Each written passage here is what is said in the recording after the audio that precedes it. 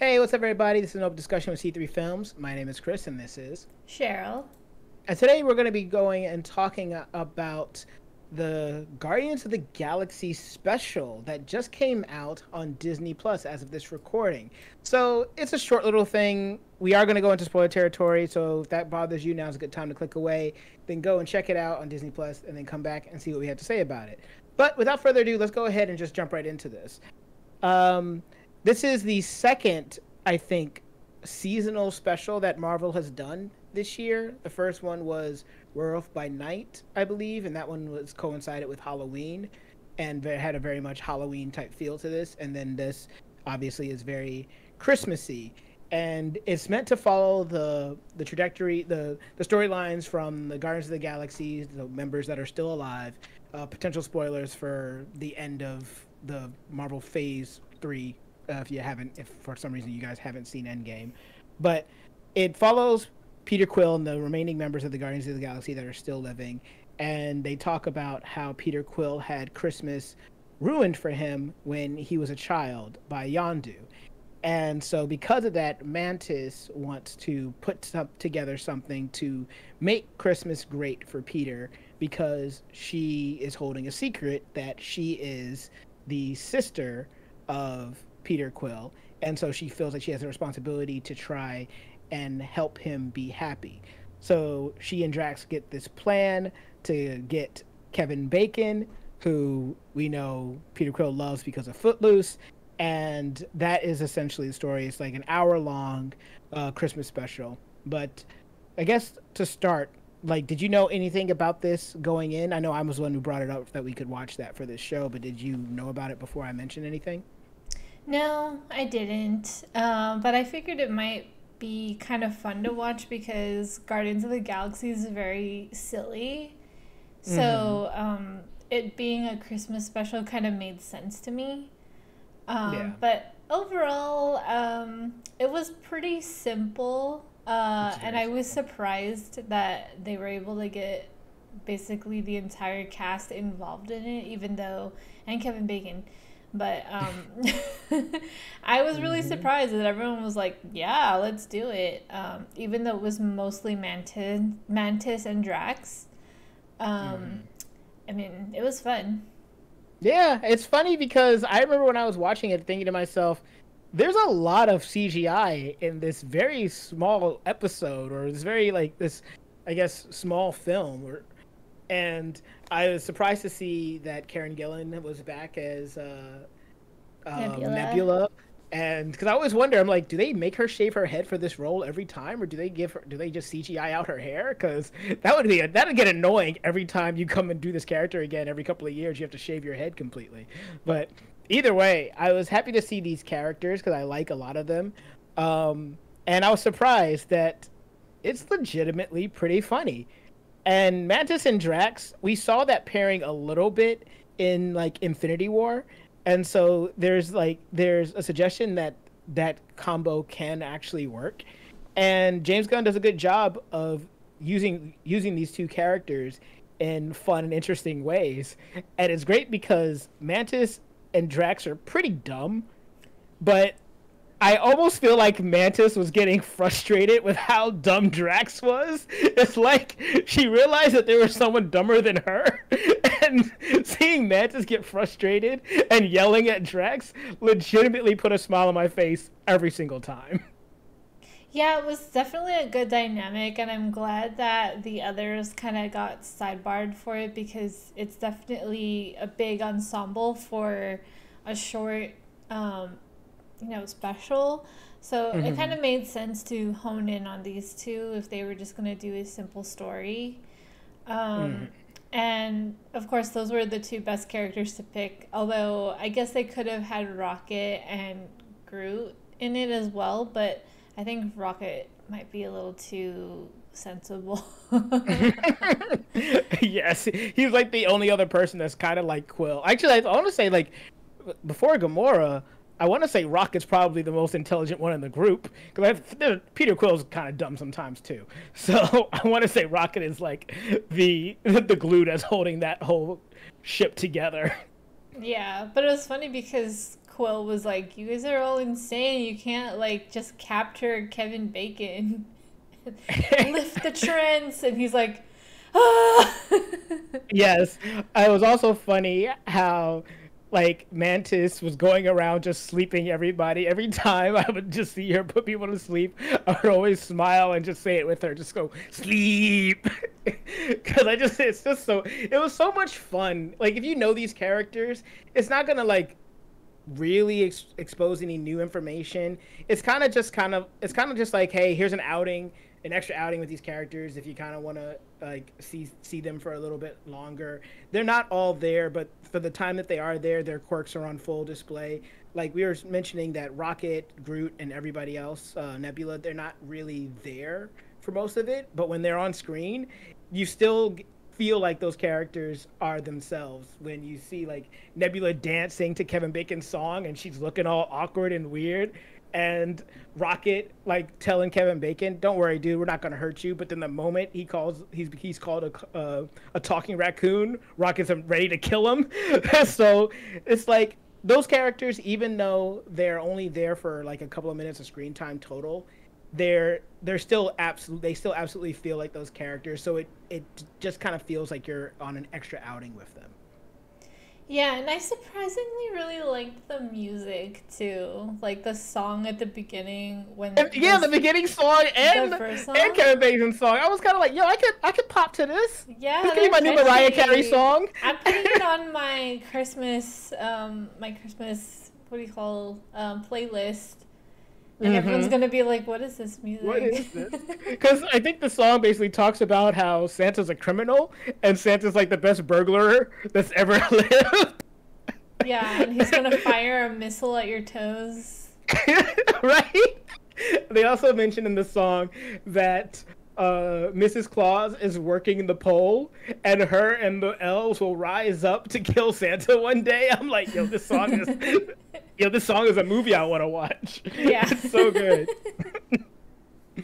So yeah, but it's a very, like we said, it's very simple. They get to Earth. They get to Kevin Bacon's house. Kevin Bacon is Kevin Bacon in the Marvel Cinematic Universe, and he's fine. When they kidnap him, he's actually placed under Mantis' spell, and when he shows up, he's not upset. And Peter Quill immediately knows that Mantis put a spell on him, and is like, "What are you doing? Let him go!" And of course, he's afraid. But then he comes back, and it's like in the Christmas spirit of things, he decides to put on a concert performance, which I didn't even know Kevin Bacon was like a singer. I didn't know that he could do that. So that kind of caught me off guard. Yeah, I was surprised that he was singing, because I just never, I mean, most of the stuff that I've seen him in, he's like the bad guy. So I'm like, this is weird, but... Yeah, I actually have never seen Footloose, ironically enough. I thought he only danced in that movie. I didn't realize he sung in Footloose. Yeah, I actually haven't seen it either. Oh, yeah. Seems like it has to be another episode of... The thing, we watched. What's our show called again? An open discussion. Yeah, I know. This is why I do the open. I'm a little out of it today. Clearly, but yeah, no, Footloose. I guess he sung in that, so cool. But yeah, I never knew that, so that was really cool to see him singing in that, and that was a lot of fun. And the only other things that really, there's not really much else that happens that of note. Like we said, this is a very simple premise, and it's all kind of handled pretty quickly. I thought it was really sweet that Mantis was able to get the entire, like, I guess, area of nowhere to help her set up all these Christmas stuff, so that when Peter comes out, he's seeing all the lights and everything else like that. I was like, even if they didn't give him Kevin Bacon, I was like, this is nice enough. This is still like a very nice gesture. So I like that. It was a very nice, sweet Christmas feel. Yeah, and I mean, there were a lot of just these little jokes that I think really tied the whole thing together, because otherwise, like, this is a very basic plot, and I mean, it's even just something that you would see like on a kid's TV episode of like the Rugrats or something like that. But it's, kind of just decorated around the Guardians of the Galaxy and their characters and things that like that make those characters memorable. Mm-hmm. But I was like, I really laughed a lot when Drax was like, "Man, I hate stories when everybody lives," and I was like, "Me too." Yeah, I thought about you when you saw that. If anything, we have these like kind of loose connections to the things that we talk about. At least in the case with Guardians of the Galaxy and Wednesday, I would say the connection is humor that you wouldn't expect off of like dark or stupid or silly things, because that thing that Drax said could have just as easily come out of Wednesday Addams' mouth. Yeah, so.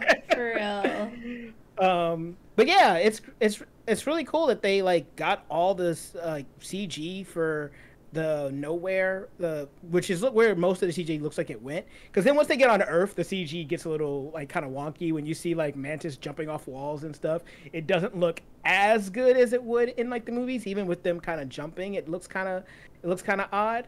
But when they're on Nowhere, like all that CG made me wonder. I'm like, is this really a stage, or did you guys like go somewhere and just decorate it? Because it looks pretty good.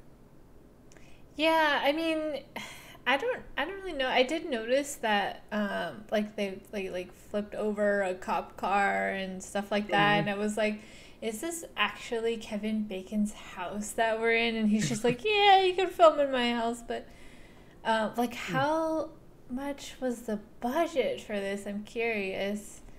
But it was really well done essay for an hour-long special with all these, memorable characters, and not just memorable characters, they're established characters. So I applaud what they did with it, because they really kept it in line with how these characters have already been established. Exactly. Yeah. And it wouldn't be a Marvel thing if there weren't some kind of Easter eggs or connections to the larger Marvel universe.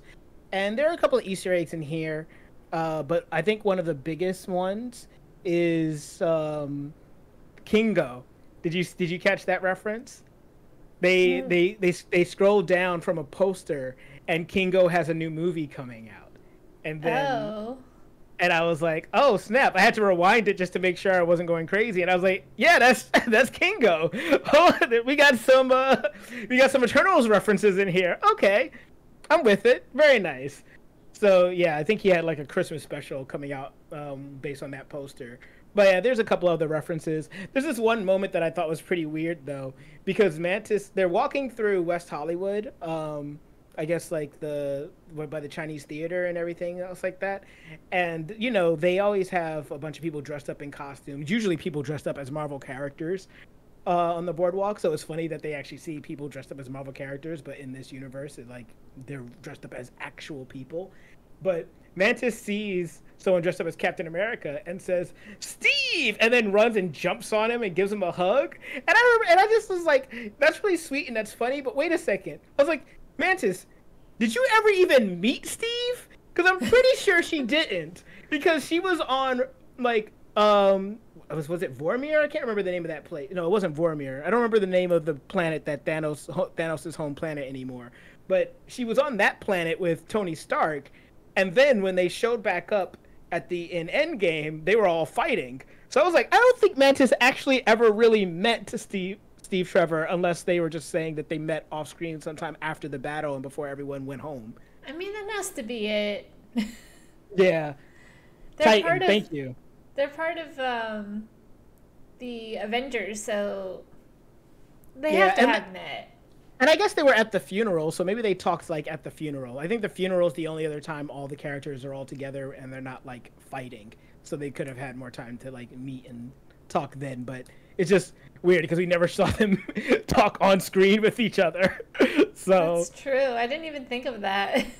Yeah, but there is this. You know what? I'm going to say this special is worth it just for the fact that that Nebula gives Rocket a gift And And it's that gift Bucky's is arm. it's hilarious. It's such a good callback. Like I legitimately was laughing my butt off when I saw that because he picks it up and he's like, Bucky's arm, and then I just remember back in Infinity War where he's asking Bucky, "Yo, how much you want for that arm?" And Bucky's like, "It's not for sale." And then Rocket's like, "I'm gonna get that arm." So at the end of the day, he got that arm. I'm just like, yo, Nebula's a real one. Nebula and Mantis, those are some real ones right there. We love those girls. Yeah, that was Shoot. a good bit. But yeah, all in all, at the end of the day, it's a fun little watch. It doesn't take too much time. Just based off of if you like these characters and you kind of want to see them, or if you feel like you're missing some of these characters, especially if you're fans of the Guardians, this is something that is nice. It'll hold you over until Guardians 3 comes out, whenever that is. Yeah, and it's just overall fun, and it really does have the Christmas spirit in it. It's very Christmassy, so it would definitely be a fun one to watch during actually having your Christmas gatherings. So Exactly.